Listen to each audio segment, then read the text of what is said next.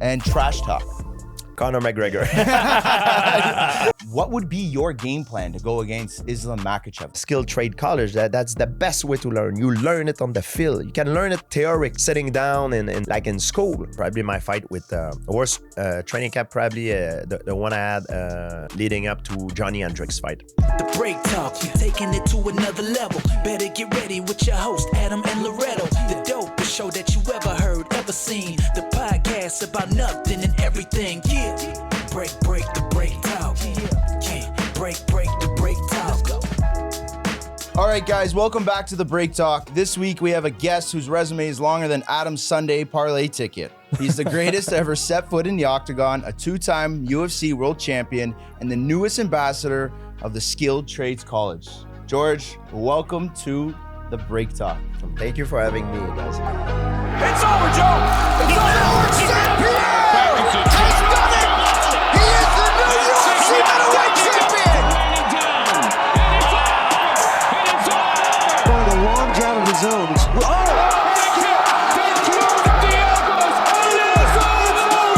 George St-Pierre is the new welterweight champion.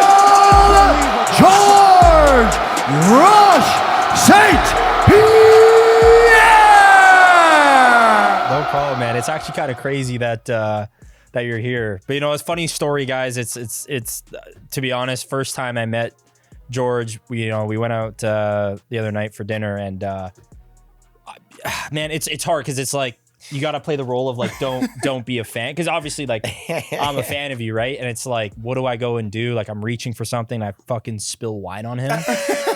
Like, dude, True story. I was super embarrassed, but I don't think it landed on you, right? No, it didn't. Okay. It landed on my plate, though. Yeah. I told him after, I'm like, George was looking at the potatoes and the rapini. He's just like, fuck, I'm not eating that now. He said I yeah, can yeah. eat potato everywhere, but I was in an Italian restaurant, so I had some nice pasta. I had to go for the pasta anyway, so that turns out to be perfect. It worked out. You weren't starving, so we're good. Yeah. That's amazing. So, George, we want to ask you, we saw you at UFC 322 in New York. Mm-hmm. What were your thoughts? We know you were there, and I'm sure you witnessed a brawl that broke out with Dylan Dennis in the crowd. Yeah. What were your thoughts on that? Like, were you, did you kind of give Dylan a heads up to go and just start something? Or? I was not far from where it happened, actually. And Khabib's cousin was sitting right behind me. And I think it was Dylan Dennis against his crew that got into an altercation. But I didn't know when it happened who it was, who were involved. Yeah. I just saw the crowd moving like this because there was a lot of people involved. And when you're in a crowd, everything moves, And that's where it's dangerous because you don't know where it's coming from. So what I did is I just pulled a little bit back and let the thing happen. And I was trying to sneak, to try not to sneak, but to take a peek to see who's doing what. And I didn't know at the time until after I heard it was Dylan Dennis. I knew some of the Dagestani people were involved because I see them jumping around, but I didn't know, who was fighting against who. Yeah, it was a full brawl, right? I don't know who sat them there together. Like that feud's been going on for so long, and it was just like, that was a recipe for disaster. Like I was like not smart to put them all in one little spot, I don't know if they were sitting together or I think one of them walked by. I don't know how it got triggered. Yeah. But yeah, it happened quite often actually in UFC, and that's one of the things. And I love mixed martial art, but sometimes it attracts people that has too much testosterone.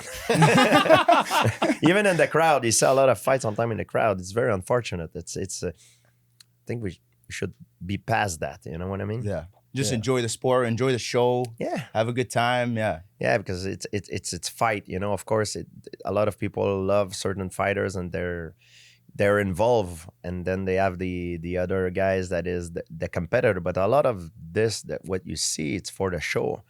Don't take that personal. I never took it personal. It's to promote the fight. That's how fight are promoted. They're promoted with emotional ideology, you know, like they sort of insult each other. But a lot of time, what people don't realize is a lot of this is, it's not fake because they say it for real, but they don't really mean it in a way to hurt the guy personally.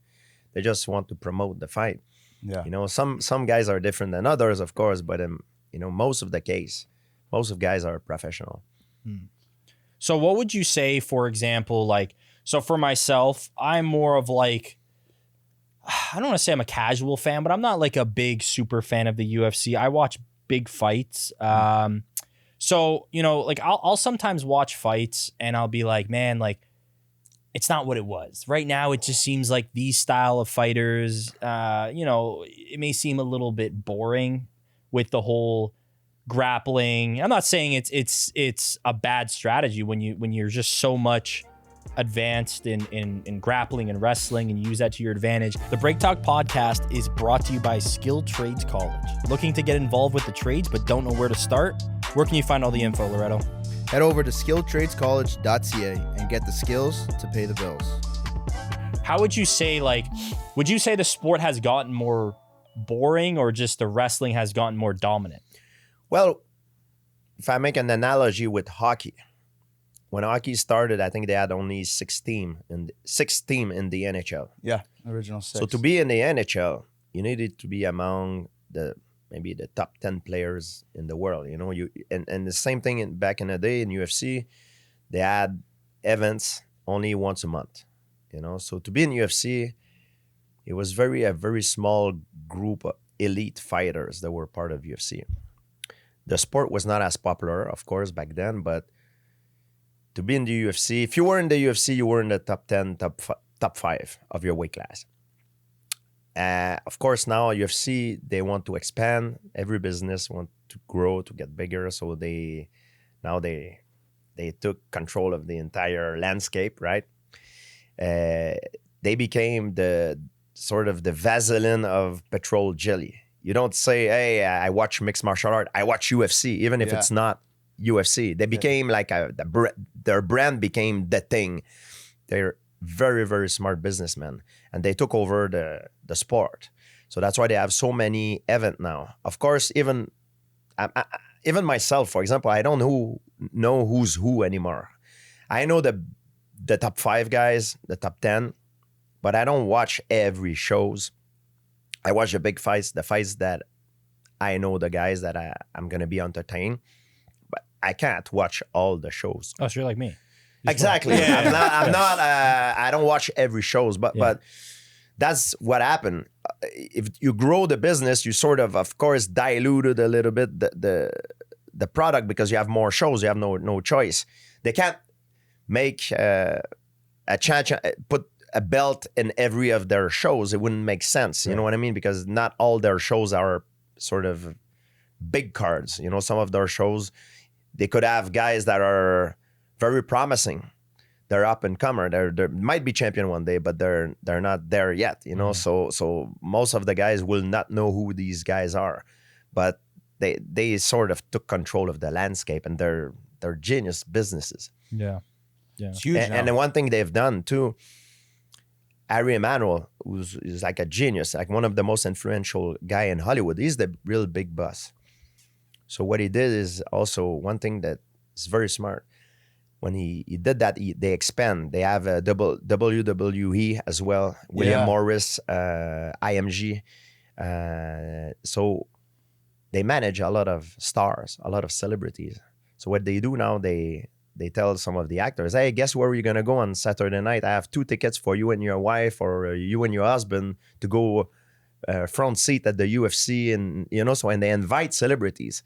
So when you go see a show at UFC, you're not only going to see a fight, you're going to be entertained because you might see Tom Brady, you might see Madonna, you might see, there's actors. George St-Pierre. Yeah, but you know what I mean? So it's more than just fight. It's entertainment. Yeah. And the way they did it, it's genius.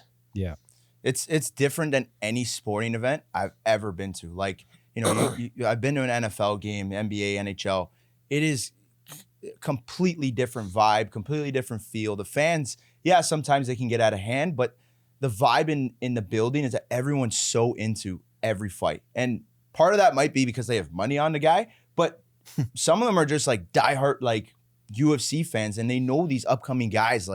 And like you said, there's so many athletes to know, and these people are just they know it to the T. Like every single guy that comes up, they know everything about him, and I'm just like, holy shit! Like, you know, this sport's like gone like to the moon. They have different ways also to recruiting talent. Now they have also the Contender Series. Right. They have the Ultimate Fighters. In my time when I first started, you had to fight your way in, so it was different. You needed to make something to beat a guy who was in the spotlight to take his place. That's what I did. I at the time, what got me into UFC is I was fighting in a local promotion called UCC. I was undefeated. I was 4-0, and my fifth fight was against Pete Spratt. Pete Spratt at the time was a star. He beat Robbie Lawler with leg kicks. Robbie Lawler turns out to become world champion later, but Robbie Lawler at the time was a up and comer. It was like and Pete Spratt beat him. So my manager at the time did a genius move. He brought Pete Spratt in Quebec. So in a local promotion. So I fought Pete Spratt. I beat Pete Spratt. So what happened is by beating the guy that was, doing well in UFC, UFC, like that's how I went. I show up on the radar, and that's what get me into the UFC. That's crazy. Yeah, that's how you needed to do at the time. You had no other way. The sport was not as developed as it is now. Now there's different ways. You have to go through different organization, the contenders, or you need to do things that gonna put the spotlight on you. Yeah. George, I got to ask you. So obviously right now, Islam Makhachev is on a tear. Like he steps up to the welterweight division. He beats JDM by, he just was all over him. He gave him no chance. I feel like UFC fans or even UFC fighters, what would be your game plan to go against Islam Makhachev? Like, what would you do right now to beat him? Because everyone, is he just too good right now or what would you do? I think right now he's probably on paper the best fighter. Yeah. Probably pound for pound. I would say my best pound for pound would be Islam Makhachev, Tuporia, Mirad, Khamzat Chimaev, very good. Yeah. I think that these four guys are right there. To beat Islam Makhachev, it doesn't mean it's not because you're the best that you're not gonna lose. It's not the best fighter that wins the fight. It's not the best team that wins the game. It's the team that play the best the night of the game. Same thing in fighting. People for some reason believe that fighting is different. Always the strongest man that wins. Not true. If you zig when you should have zagged, you make a mistake, boom, Caught. you're cut. By the way, it happened to Islam Makhachev. If you saw his loss, he got cut. Yeah, it could happen again. I believe if he would fight that guy 10 times out of 10 times, he would probably beat him 9 times. But that one time he got clipped, and that can happen. And there's a lot of things that can influence a fight. Like everyone else, like it already happened to me that I woke up the fight day and I just, for some reason, things doesn't go my way, but you have to go through it to grind and get the win. That happens to everyone. To beat Islam Makhachev, he's very skilled. I think you would need a guy that can match his wrestling in a way that either to counter his takedown or if he get put down, manage to scramble back up and create distance and also fight him standing up. I think you need a guy that put pressure on him with a lot of fakes and feints. There's a guy that gave him a lot of trouble. He was from France. He was one of my training partner. If you go and check that fight online, his name was Mansour Barnoui. He was one of my best training partner when I was getting ready for fights, and he gave him a lot of trouble. And it was in Makhachev early career, but if you look at this fight, it could have gone the other way as well. It went to decision, and the way Mansour Barnoui fought Makhachev, that's the way you need to fight. A lot of pressure, create a lot of scramble, and pressure. Just gotta catch him off guard. Yes, flying knees, Yeah. stuff like that. Like doing stuff like that are crazy. Like What about like Ian Gary? Do you think Ian Gary should get that shot? Because I feel his takedown defense is really good. He's got the reach on him. He's athletic, and he could catch him. Like Ian Gary, like he's like moving and like he has that wingspan where he could catch you slipping, like just like that one time, like you were saying. there's a lot of I think Ian Gary is very good. There's a I think the number one guy on paper it's Shavkat, but I think he got hurt. Yeah, he I was think hurt. I think he's out for a little bit. Yeah, I think he should be the number one guy. There's also Kamaru Usman. yeah. I think he wants to fight him. I don't know. I think he like- could do it as well. They have the same manager, Ali Abdelaziz, who's a friend of mine. So it should be a weird situation for him to have two guys that he managed are gonna fight each other, which is good for his business. Yeah, I was gonna say, I don't think he minds. Gonna make a big percent of it. He'll be good. Yeah, you'll figure it out. But Shavkat, Kamaru Usman, Ian Gary, and what happened in New York was, to me, it surprised me. Like two of the veteran, Sean Brady lost, Yeah, Morales. and Leon Edwards lost as well. Yeah. I think Leon, Morales and Prates, Yeah. very good guy. that guy's Yeah. crazy. Yeah, smoking very good. cigarettes outside the he's hotel in New wild. York, and then he goes and he's he wild. has that performance. Morales is a beast. Yeah. He's a fucking beast. He made Sean Brady look like he was nothing. Yeah, so these guys are very good too. Yeah. So the question is, do they have what it takes in the grappling department to deal with Islam Makhachev? But we should not underestimate them. Yeah. Yeah. If time wasn't a factor and you can pick two fighters prime on prime, which fight would you like to see? Like if you can create a dream fight, weight class doesn't matter either. Well, I guess a little bit. Yeah, a little bit. yeah, it plays Can't be a little bit Can't into be a that, heavyweight versus like a featherweight. But if you can see a dream fight with both fighters in their prime, who would be your dream fight? Prime Fedor Emelianenko against Francis Ngannou. Cain Velasquez, Francis Ngannou. Prime. They fought each other, but Cain was not in his prime. You that's the thing in the fight game. You might fight the same name, Different but you team. don't fight the same guy. Yeah. Right. Every fight changes you forever, for the best or for the worst. But Prime Fedor was one of my favorite guy.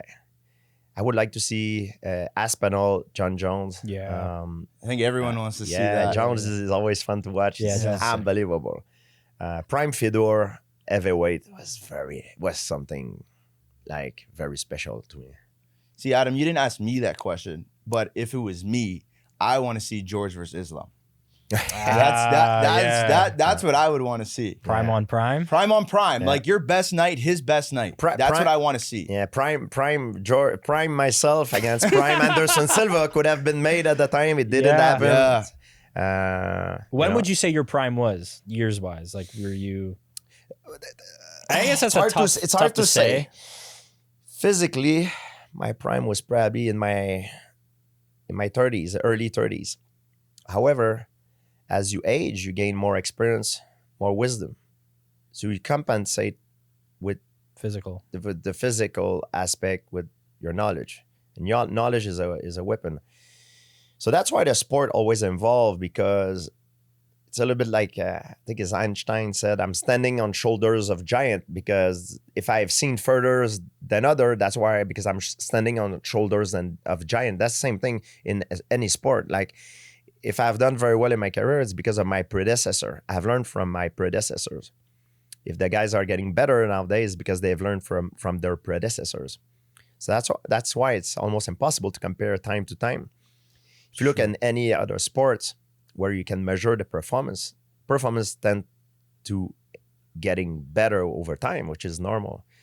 Not necessarily because the raw person is better material to work with. Is because they gain more knowledge, they have more technology.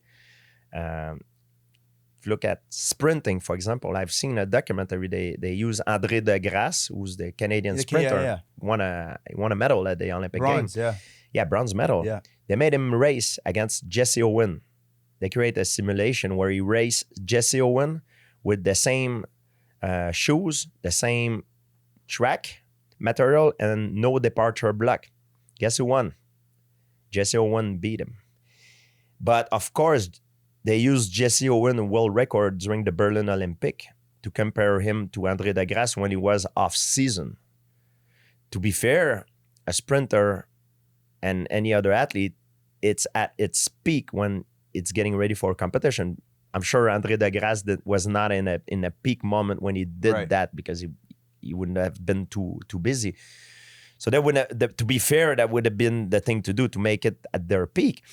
But it's just to show you that when you change certain data, you change the performance. So a lot of things to consider in that. That's like saying like if Wayne Gretzky got to use the skates and the sticks that these guys use today, like even like a guy like Bob Orr going even way back, like the goalies didn't even have mass, let alone like how much bigger they take, like how much more space they take up in the net. Like the games have changed in every single sport. Like technology has just gone into everything. Yeah, it changes. And I'm sure, however, if you would have taken Gretzky, make him born in the year 2000, how good it would be in the NHL right now? Maybe it would be the best, because you have a crazy good raw material to work with. Yeah. You understand what I mean? Yeah. But of course, if you compare the videos back then to today, you're like, he wouldn't done well, of course. But if you take the same person born later, same thing in MMA. I didn't have access to the knowledge that the guys have access nowadays. In order to learn a number, to learn the techniques in Brazilian Jiu-Jitsu, I needed to drive from Montreal to New York, 8 hours. I was broke at the time. To go there, be physically in the class to learn Jiu-Jitsu at the time from the Gracies. Yeah. Renzo Gracie's Jiu-Jitsu. Nowadays, I can use my cell phone, learn it in 2 seconds with YouTube. Yeah. You know what I mean? Yeah, it's true. So this sort of access of knowledge, I didn't have that back in the day. But nowadays, the guys has it. So that's why you can learn so much faster. Yeah. Yeah. If you were to have right now, if you were to do Poirier and Islam, if they were to fight, who would you got in that fight? I know it's a tough one. It's a tough one. What weight class though? Because Ilya was saying that he was gonna move up to welterweight, but I think that's a load of shit. He should, and let me tell you, if he feel confident that he can do it, he should do it. Because if he does that, he will be the first MMA fighter to become 3 weight class. Yeah. I think he will be. I don't think nobody has ever done it. 3 weight No, class. not 3. No. Pereira can do it as well. Pereira did metal, light heavyweight, and he can do heavyweight. I have no idea how they can get bigger like this. Like I have no idea how the hell they do it. Like it's insane. But if they do it, they have an opportunity, these 2 guys, to make history and create a crazy legacy that we ever seen before. Never seen. To do something that never been done. I think the reason why they're able to go up another division is because their original division where they started, they're cutting like 30 pounds before a fight. Sometimes, like Pereira, I seen one time he was cutting almost 40 pounds before a fight. So it's like, if he's cutting 40 pounds to make weight, he could obviously jump up 2 divisions because they're never fighting at their true weight class. You know what I mean? Like they're walking around in the octagon way heavier than what they actually weighed in at. I don't know if it was the same for you. Like, look, I've never been a fan of weight cutting. I'm sure if I would have done a strict diet and fight at 155, but I always fought at 170, and my last fight was at 185. I always walked around 185, 187. 190 between 185, that's my weight. But most welterweight that I compete against were over 190. see, Close to 200. that's crazy. But they lose a lot of weight. But I never wanted to jeopardize my health over performance. I think if you lose weight, it's not good for your organs, and I've heard it's very bad. And also, it's not good for your brain when you get hit on the head and you're dehydrated. You don't have enough than 24 hours to rehydrate yourself. And now UFC also changed a policy. In my time, the weigh-in used to be late afternoon, beginning of the evening. Oh, So you had less time to recuperate from your fight. So what they did, now they made the official weigh-in early the day before in the morning yeah. to give guys more time. So what it done, they wanted to address the weight cut issue. But what they did is they create a worse problem now. They make it worse because guys know they have more time to recuperate, so they lose more weight. Yeah. I believe the best method would be the same one fighting championship used in Asia to have a weigh-in maybe a month before, a week before, the day before, and the day of the fight, and you have a certain percentage of mass that you can lose and to gain after the weigh-in. That would be the most honest thing of doing. Because if you don't do that, now there's different tricks that you can use to lose weight and to regain weight that are illegal that you can do. I feel like if they were to weigh in on the day of, though, it would actually get dangerous. I honestly believe that people would still try and cut weight the day on their fight. Yeah, but there's a method that they can use. If you piss, they can see how dehydrated you are. So you can't cheat that. Oh, shit. And when the guy comes and he watch you piss, like you cannot use a fake, you know what I mean? Fake dick. You watch it, you know? And then they take the sample, they analyze it right away. They say, oh, you're dehydrated, or, you know, and they can accurately know if you are trying to cheat the system or if you're dehydrated or not. So you think the UFC should do that? I think they should do that for the health of the fighter. Yeah. However, what's their priority? It's normal. It's a business. You're running a business in there, my friend, so they want to make money. Yeah, that'll shake up the divisions like crazy. Like you wouldn't get Ilya having even the possibility for fighting for 3 weight classes. Well, there's guys that would be a problem for them. That definitely. You change the rule, change the game, man. It's crazy to think about.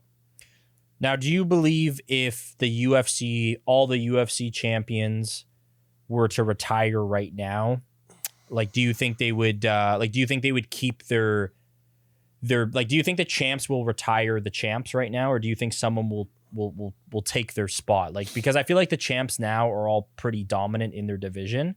But I know you were saying earlier that they could be beaten at any given day. Yeah. But everybody can be beat. Everybody. Yeah. But I feel like it's like the champs now, Islam, Marab too in his division. Pantoja's killing it. Pantoja. I feel like they like, I don't know how many fights Islam has left in him before he hangs it up. Now, do you believe like Poirier could be the only one that could maybe take the belt from him? No, I believe there's multiple guys that can take the belt. But it's very hard to become champion. Yeah. Because when you're coming up, you have a benchmark. You know what you're aiming for. But it's even harder to stay champion. Because when you're champion, you become the target. Right. And now the entire roster is looking at you, studying your game, trying to find a chink in your armor. So when a fight get announced, the champion has maybe only a few months to prepare for a specific opponent. But that guy, he's been looking at you for a long time. He's been aiming and trying to study your game, trying to find weaknesses for much longer. So for that reason, it's much harder to stay champion for a long time than becoming champion. Becoming champion is hard, but staying champion, it's really, really hard. That's why you don't see much guys staying there for a long time. And also it changes your lifestyle, become more comfortable. It's hard once you're comfortable to go back and being uncomfortable. Yeah. But you need to do it in order to be in the best version of yourself. Yeah. That's another thing I would actually want to ask you about when you were in your reign time in the UFC being champ. Is there anyone that was like the hardest hitter? Like that you remember, like who hit the hardest, like one specific fight or anything? Oh yeah. there's guys that, for example, everybody has their own strength. For leg kicks, I remember I got hit with a leg kick of Thiago Alves. I kept a poker face during that fight, but oof, it really freaking hurt my adductor muscle. Oh man, I wouldn't want to get another kick. So when he kicked, I blitz right in and take him down. I was like, man, this guy, he kicked really hard. There's another guy, his name was Pete Spratt. He was known for his leg kicks. He beat Robbie Lawler with leg kicks. Right. It was devastating leg kick. Another kick is when I got kicked by Carlos Condit. It's not that the kick was hard, but the way he threw it, he hides it very well. So he duck on one side, so I follow his body, and the kick hit me from an angle that was outside of my field of vision. I never saw it coming. I get knocked down, and I woke up. I was sitting on the floor. I saw him coming at me. I managed to survive and win the fight, but this shot hit me very well. There's a guy that punched very hard too. BJ Penn, not that he punches very hard, but he was very fast. I remember the first time I fought him, I was like, man, I never fought a guy as fast as this. I threw a jab and I got hit, and then he was behind me. I was like, what the hell is this? This guy can teleport itself, sort of. I was under the impression I was fighting a guy like he was in the Matrix. That's why they call him the Prodigy. He was the first American to become world champion in jiu-jitsu. The sport was dominated by Brazilian, and I think he became black belt in less than 4 years, and then won the world champion as a black belt. Never been seen even since then. Like what he did, that's why they call him the Prodigy. It was unbelievable. So all the guys that I fought, they all had their strength. Matt Hughes was so strong. Matt Hughes, I remember the first time he grabbed me in a single leg. He lifted me up. I was like, what the hell is this? Like a weird strength, like very, very strong. Prime Matt Hughes was a beast. So, and also a lot of the guys that I've fought, some guys were in their primes. Sometimes some guys, I fought them a second time. They were not in their primes anymore. They were on the way down. So when I say you might fight the same name twice, but you never fight the same guy twice. So preparing for all these fights, what was the one fight camp that sticks with you to this day that was like the most brutal, like hard on your body, hardest workouts, biggest preparation for a fight? Like what was that one fight camp that's like? The worst I had is... What's up, guys? Quick intermission here. If you're enjoying this week's episode of the podcast, make sure to like, comment, share, and subscribe, and rate us. And leave a fucking review too. All right, let's get back to it. Probably my fight with the worst training camp, probably the one I had. Did you fucking do it already? Hurry up, go do it. Leading up to Johnny Hendricks' fight. I had a bunch of personal problems. I was in a little bit in a depression, I would say, in that time. I didn't want to do this. Even after Nick Diaz, I needed a break. But the problem when you're a champion, there's always another guy. You know, when I tell you that some days that you wake up, things just doesn't, you have to grind it to make it because things just doesn't work out. It's like people for some reason believe fighters are different than, no, we're the same. Sometimes things just, you don't know, things doesn't go well. Like I was in a phase of my life, was not happy. I was fighting against performance enhancing drug. I had personal issues. I was shy to talk about it, to talk about it because I was thinking like if I talk about it, people will complain and say, hey, why GSP is complaining? He's rich, he's popular, he's champion. What is he has to complain? So I was shy. I was sort of embarrassed. I didn't have the courage to talk about it. I should have stopped after Diaz and take a break. I would not have taken that long. So I had a bunch of problems, and that training camp was the worst. Like I had a bunch of like injuries and stuff, and sort of different personal. My head was not in the right place. I grind through it. I did it, but that's why after the fight, I managed to take a long time off. It was not a retirement. I didn't know if I would ever retire, but I needed to get out to keep my sanity. Yeah. And I'm very happy I did it. Yeah, I was able to do it in that amount of time. When I took more than 4 years. I did a lot of stuff that and I learned a lot of stuff that really helped me and changes me as a person, and how to learn how to deal with things.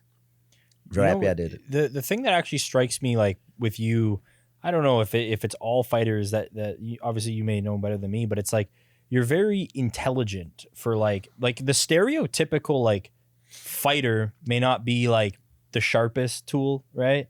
But it's like you're pretty like intelligent, and the way you like think of your fights is very strategic. You go in with His like IQ is above and beyond. yeah. So it's like you kind of I think this plays a part of like you having the success you did in the UFC. I think a lot more of it was like obviously you're a physical specimen, but I'm saying it's the IQ of it. It's like you kind of studied the art, right? And you kind of dissected people's weaknesses and how you would go about it. And I'm not sure if that was your team that you had at the time, mostly yourself, but it seems like you were very, especially for its time when technology wasn't as advanced as well. I feel like you were ahead of that era of in terms of IQ with the UFC. I was very, very lucky and very fortunate to meet great mentors. To add also people in my surrounding that really care about me, that were not there to be on the spotlight, that they really cared. When you talk about intelligence, I think there is different form of intelligence, and it's not because academically you're good that you're intelligent. I know guys that are doctors, but socially they get screwed by people all the time. They're naive as hell, and I'm telling them, how can you not see that this people just was about to take advantage of you? I've like a ton of examples like this. So I believe there is different form of intelligence. In fighting for a fighters, I think you need to be good at building up your team, because you can't succeed alone. This is very important. And also you need to be good at knowing how you can transform yourself and becoming the perfect nemesis of your opponent. And of course, you need the athletic abilities. I was very lucky. I was born with great athletic abilities. I was good in sports, especially in combat sport. Yeah. I was good in pretty much every sport. Yeah. But I don't think that's why I became champion. There's guys that were just as good as me in sport, just as athletic as me. There's guys that worked just as hard as me. I think also what made the difference is that every time I had an opportunity to improve, I took it. I didn't let it pass. I had an incredible drive at the time. I was hungry as hell. And I took every opportunity that I saw to improve, even if it forces me to get out of my comfort zone. And I think that's what made the difference. So a lot of guys I train with, very skilled, they work very hard, but they sometimes when they have an opportunity that comes to them, they wait for the opportunity to come close to them in their comfort zone. They're not gonna go get it if it forces them to get out of their comfort zone. And that's what I did. I think that's what made the difference. So you were focusing on your weaknesses. Yes, I give you an example. When I was a teenager, I wanted to become, I saw Royce Gracie winning the first UFC tournament. The Gracie family. It was a thing when I was young. I wanted to learn from them. And I knew one of the best jiu-jitsu school was in New York, Renzo Gracie School. So I decided at the time, I just had my driving license. I was broke. I didn't have much money. I was driving a Ford Tempo. There was a the car I was driving there was a hole where I put my gas pedal. I could touch the ground with my foot. People were making fun of me, saying I was like the Flintstone, you know, like the. And I wanted to go train there, so I made an arrangement with two of my training partners at the time at TriStar. I was like, we're gonna go to New York. We're gonna share the gas, the money, and the not even a hotel, a hostel where they have bunk bed in the same room, and we're gonna save money. You know, I can't go alone. You know, it costs too much money, but together we can save money. Okay, good. And some of the guys that I planned it, they're known guys. Can't say their name, but the day before we leave, I receive a call. They're like, "Hey, George, I can't make it." He gave me an excuse. I'm like, shit. That was the guys that spoke English. It was our translator. I couldn't speak English at the time. Right. So the second guy called me immediately after. He said, hey, if he doesn't come, I'm not coming either because we might lose ourselves there. I'm like, shit. I end up alone. I said, you know what? I'm still doing it. Everybody, my parents was like, you're crazy, you're going to New York.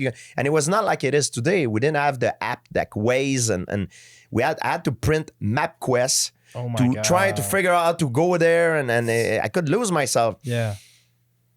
So I print MapQuest. I finally managed to find where I'm going.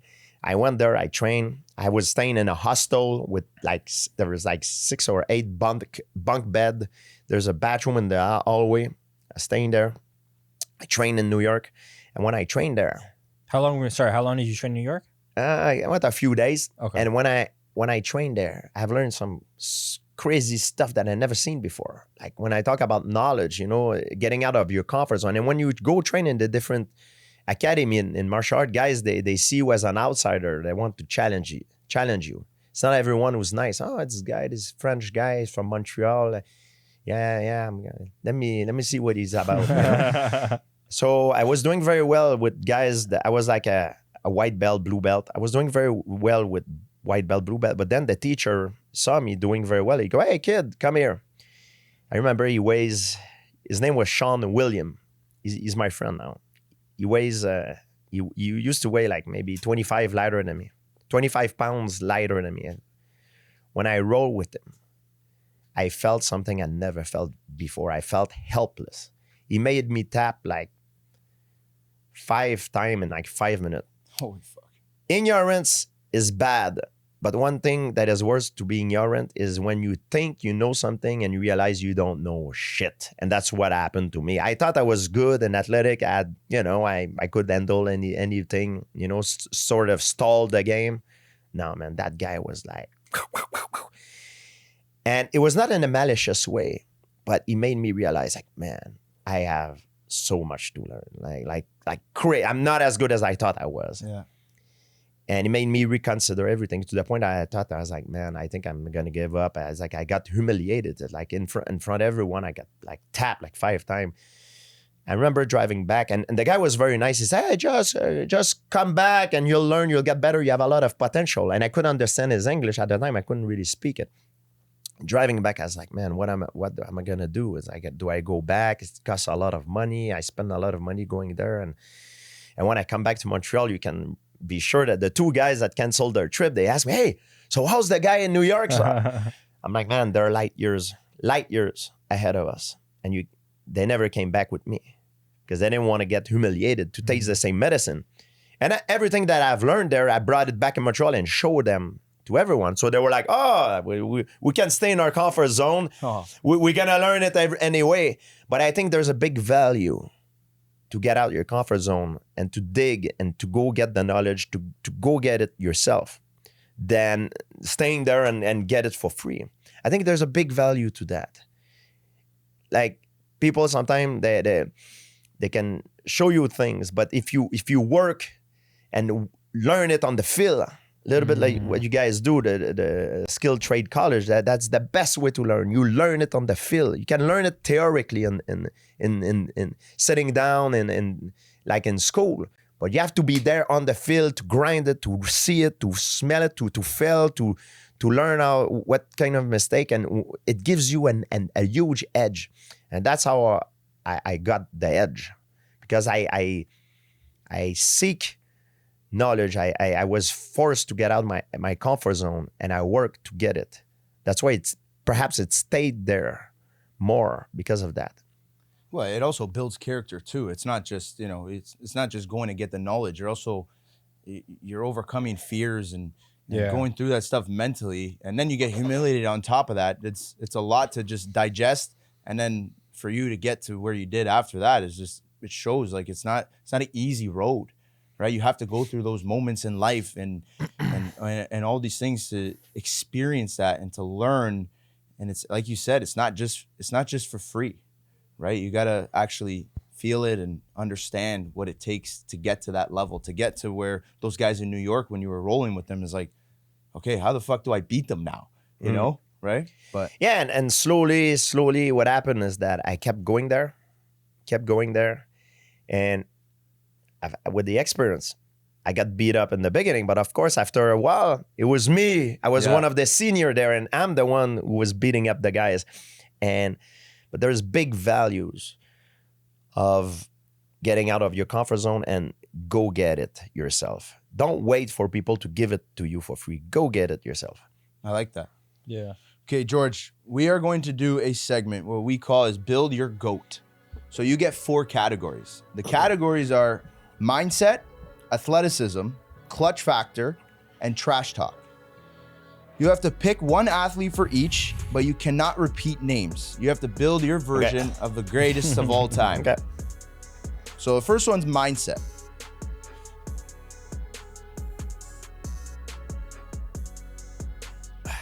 I think I would choose me for the mindset.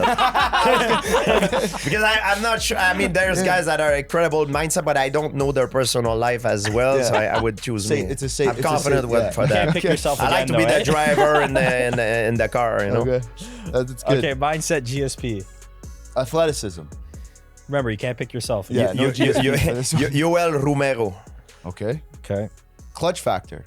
What is it? Clutch, the best way to describe like a buzzer beater. Like, you know, like the when the moment comes, when the moment arises, you're there. John Jones. Okay. And trash talk. Conor McGregor. That's like a no-brainer. No, Charles Sonnen is pretty good too. He was McGregor before McGregor. Yeah, I think I would pick Charles Sonnen. I like Charles Sonnen better because McGregor used a lot of profanity and he's funny as hell. But I like Charles Sonnen because what he says is it's no profanity, but it's smart. It's very smart, and he's the best, I think, to be the villain. Yeah. He had like the WWE line. Yes, like yes, he's got the mic, man. Yeah, he's good. So speaking of villains, the biggest villain on the internet right now, in terms of the boxing world, is Jake Paul. People just want to see Jake Paul lose, and now he just signed this contract to fight Anthony Joshua. What are your thoughts? Well, love him, hate him. You have to respect him for that. Facts. It takes a lot of absolutely. courage. Yeah. What he's doing takes a lot of courage. And that's big balls to fight Anthony Joshua. Like, Yeah. holy shit, that's gonna be a crazy fight. I always said he's legit. He's a legit boxer. Like people are like, no man, he's a legit. He already proved it by now, but now he's gonna step into a different level. And yeah, it's gonna be interesting. I'm gonna watch that fight. I'm probably tune in for that. Yeah. Who you got? Oof. You want to say Jake Paul, but I'm going Jake Paul. I already told him I'm Jake Paul. I'd take Anthony Joshua. I'm not. People will be surprised how good he is. No, man. Yeah, Joshua is he's a monster. Yeah. He's a Yeah, physical he's a big boy. specimen. Of course, he has the edge on experience. His gold medal. He's a monster in terms of skill of what we already know. One thing that Jake has the edge is on the momentum side. He has a great momentum right now. He's been rolling. Yes, he's on a roll. His confidence is up. His confidence is always up. Yeah. I don't know But what's sometimes gonna people knock that fake down. it, and True. its confidence is up. And I know he's training very hard. He's in Puerto Rico. He has an incredible team with him.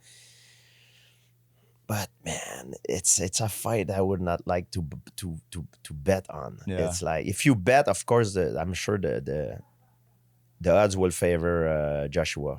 Yeah, Just with experience. probably on paper. Yeah. Right. But if he does that, he's gonna have he's gonna have the respect of everyone because it takes a lot of courage. Yeah. No, the issue is if he wins, everyone's going to be like, it's rigged.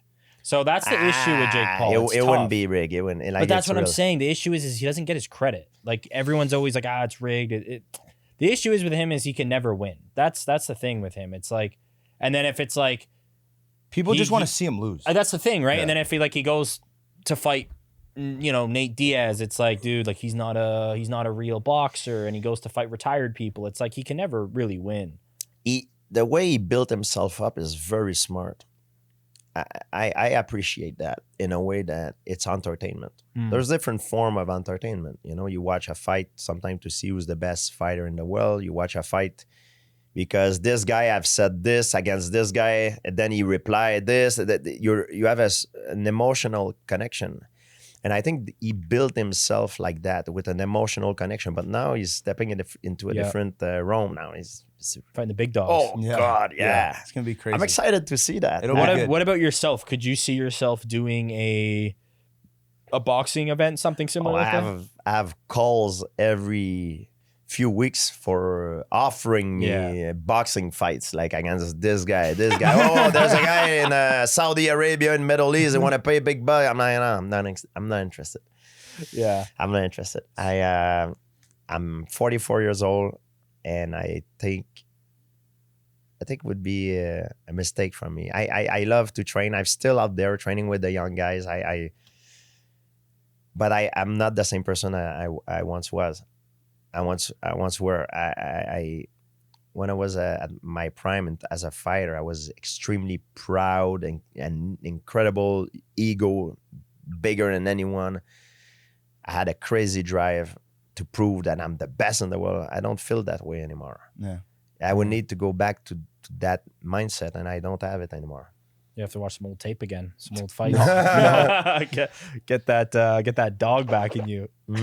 George, how does here at Skilled Trades College they do 3-month apprenticeship program to help prepare people to get into the construction world, whether it's electrical, plumbing, HVAC, home renovation, all these things. How is that 3-month preparation what we do here at Skilled Trades College compared to your fight, like a fight camp of preparing to, fight? The best thing you can do to be successful is to prepare yourself. The preparation is a key, and you have the best preparation in the smallest amount of time necessary to be able to have the competency to do your job. That's what you guys do at Skilled Trade College, and that's the best place to get the skill in the smallest amount of time, because they have the best preparation to make you the best version of what you can be. Right. So that's why they're so successful, and they're taking over. It's a great place to learn, and they're gonna expand. I mean, we had dinner last night, and your dad was explaining to me that things are going very well, and that's why, because of the preparation that they offered, they create champion in their own field. Yeah.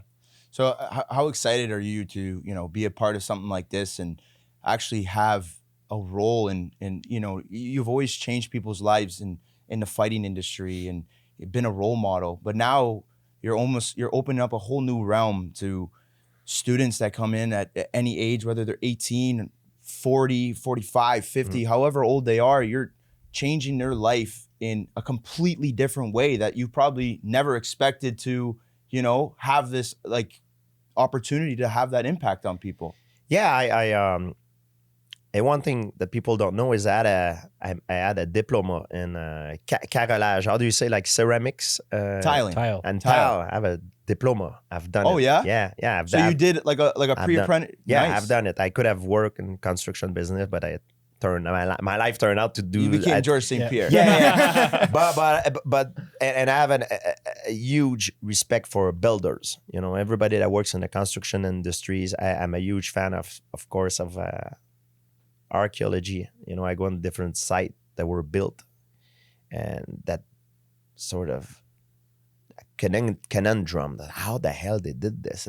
So I have a huge appreciation for people who works in the construction industry. That's how I come about to partner with the Skilled Trade College. Yeah, it goes hand in hand, right? Like, you're working with your hands, you're getting dirty, you're getting bloody, you're getting dirty on the construction site. It's hard work, it's physical labor, and you see more and more UFC athletes now are like used to work in construction or still are working in construction to get up in the ranks of UFC and make their career. And it's so interesting because they go so hand in hand together. It's very similar to an athlete, especially a sport team, because when you work in construction, you have a job to do, but you're part of a whole. If someone doesn't do his job, it has an effect on the entire team, on the entire project. Because sometimes some jobs need to be done so others can jump in after. But that thing needs to be taken care before others comes in. And if it's not taken care, other comes in, then after they realize, oh, we need to go back, and it delayed the whole thing. So it's a teamwork. And you know, whether you work on a field or you're managing the thing, it's a lot of work. I really appreciate that. Yeah. That's awesome to hear. I'm so excited for what comes next with you and the Skilled Trades College. It's going to be an amazing partnership. I know the buzz around the school. The kids are just like, they see your posters up and they're all freaking out. I was freaking out. Yeah. Adam actually was freaking out even when you followed the Break Talk on Instagram, and Adam like double checked it like 3-4 times. He was just like, no way. You know, there's like fan accounts and stuff, right? So I was just that's funny. I was checking it 4 or 5 times, but no, it's surreal, man. I think, like he was saying, like you got to think, right? Because you know, students look up to you now, adults now, and it's someone that represents just courage, you know, just like a real champion, right? So it's I think it's just brilliant, and you know, it's amazing to have you here. It's like, I really appreciate the partnership, and that they choose me to represent the brand. And I mean, the people that come here, the Skilled Trade College, they come here to become champion in their own field, whether they want to be electrician, plumbing, and you know, ventilation. How do you say in English? HVAC. HVAC. Yeah. We say in French ventilation. You know, but there's they can learn different jobs. How do you say again? Ventilation. Ventilation.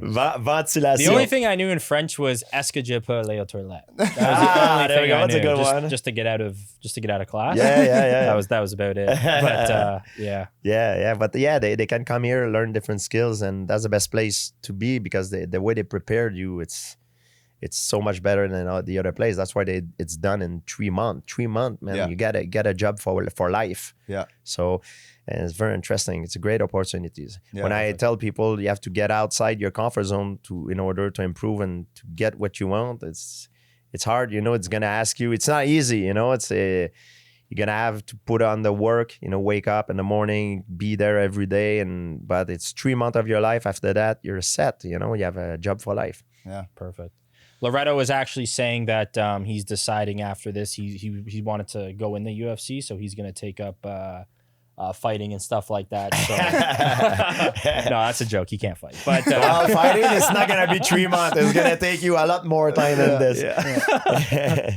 It's a life journey. Yeah, perfect. Anyways, George, thank you so much for coming on the Break Talk. You know, it's been an honor to sit with you and you know, chop it up with history and stuff like that. But we appreciate you. Yeah, George, thank you, man. We got a big day ahead of us. We had a great day last night, or great night last night, and Sorry for spilling wine on you, man. Yeah, it happens to everyone. Not many people can say they spilled a glass of wine on George St-Pierre. I thought I was gonna get Superman punched. Right across the table. table. No, we wouldn't never do that. Never. No. But thanks for joining us, George. It's been awesome. Thank you so much. Thank you. Thank you for having me, guys. Break the break.